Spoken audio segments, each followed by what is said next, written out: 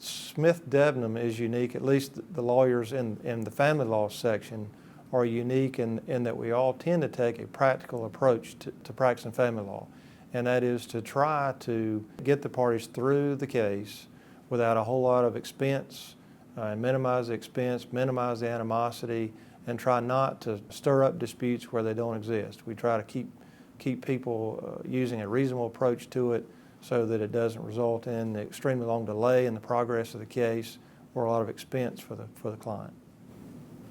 As a family law practitioner, what I try to do is help people look at it from a business standpoint. I mean, I know there are emotional issues involved, but by the same token, I try to help them understand that there is some business aspect to it, and then help them see there's some intangible benefit in closing the case out and getting finished with it so they can move on with their lives.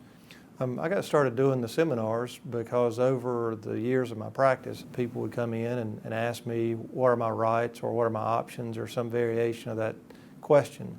And they were either about to separate or had just recently separated and had no resource to turn to and really didn't even know what questions to ask. So over time, I developed this idea of putting together a seminar that would be a way for these people to obtain that kind of information, that they would meet with a lawyer and might cost them anywhere from $300 to $600 to learn this information.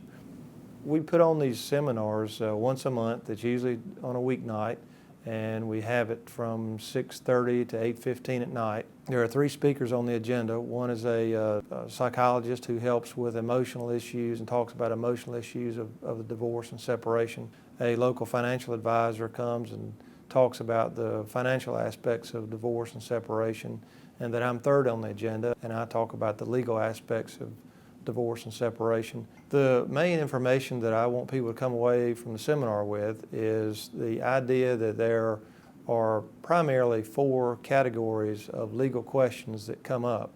One is separation and how to bring that about. Second is child custody and child support issues. Thirdly is spousal support, and finally the equitable distribution or division of assets and debts, and help them understand that most of the questions they're going to have and most of the legal issues that arise are going to fall under those 4 categories.